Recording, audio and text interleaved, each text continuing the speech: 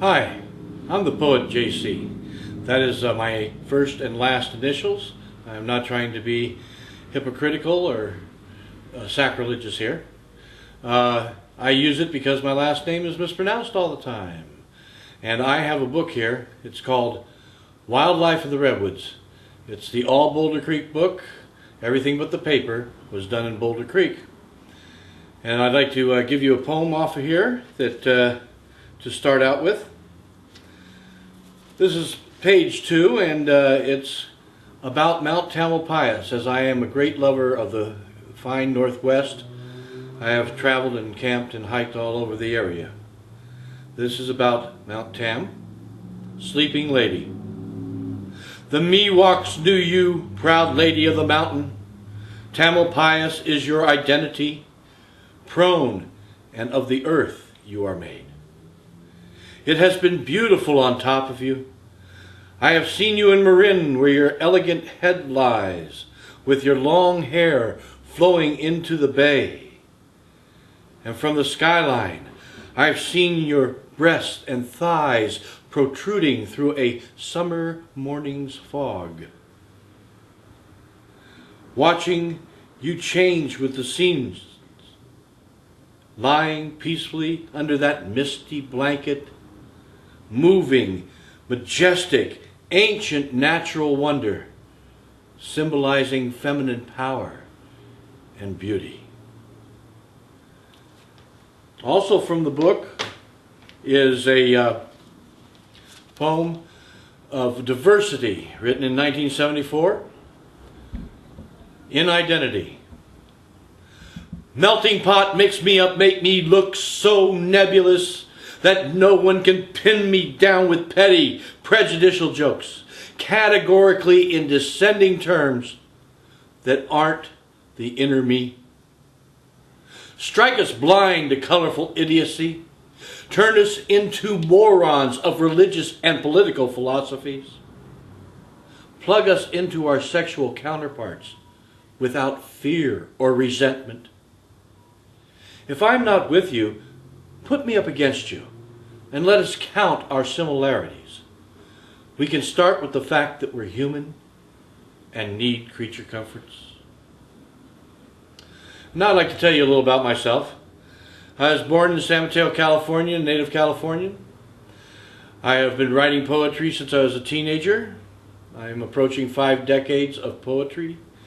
I also have performed since young in the operas in San Francisco as a member of the San Francisco Boys Chorus. I went to College of San Mateo and San Francisco State.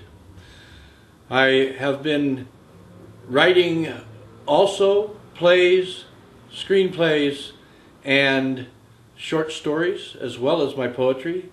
And at present I am working on a book about where you can find gold today, called Finding Color, which is an expression for when you see some gold in your pan or your sluice box.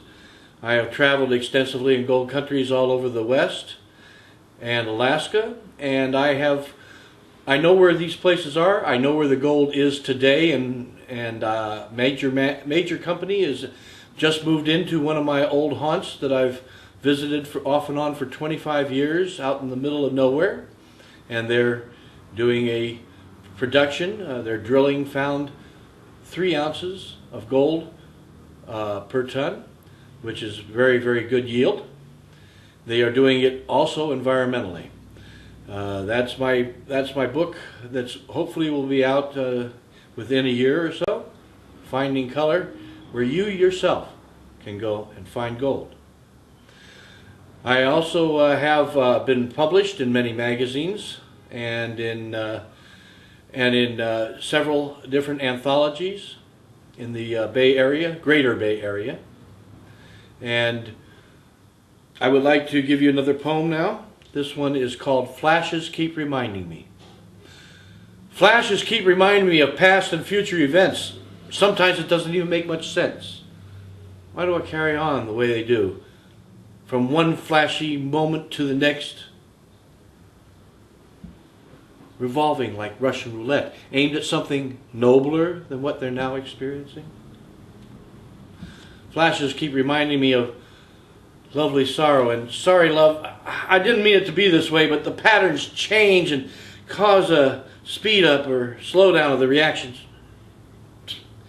Anyway.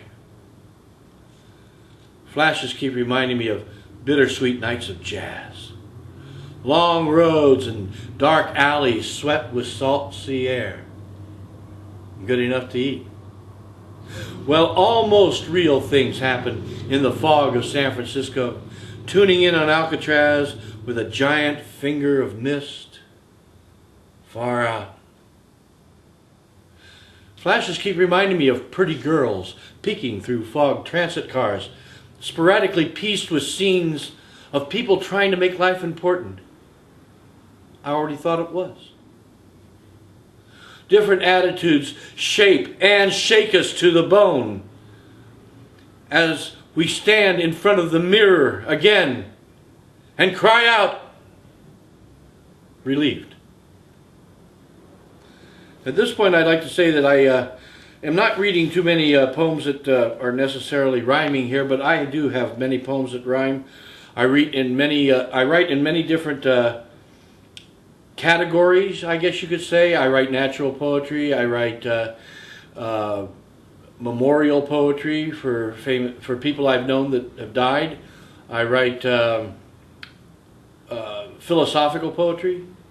I write about times and change, which I guess could be a little bit of a historical type of poetry.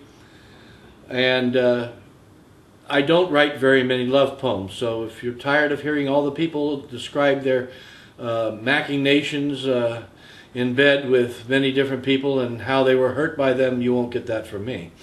To show you another one, I would like to read, this one's called World Transit. This morning I was on a bus where everyone was speaking Russian. The other day I was on a bus where everyone spoke Chinese. And today I'm on a subway where the language is Spanish.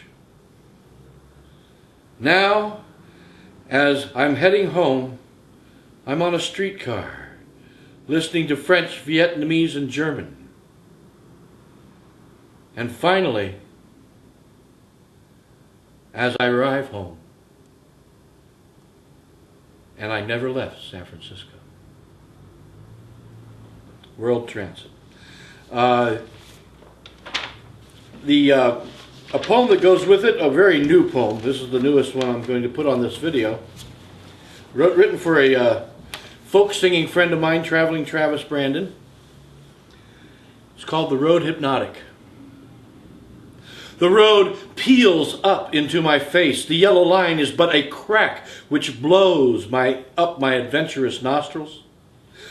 Whether winding deliriums or straight desert doldrums, it rips my mind off every day. I am addicted to roaming. No stopping itch in pants wanderlust. A certain love of distances carries my life to character eyes, revealing storied vagaries of other people's lives as they greet traveler vacancies. I am hooked on highways. Reality runs in their veins to capillary odysseys in search for eternal rainbow's end. There is a call as the road hums by, and I am hypnotized by its hum. Thank you very much.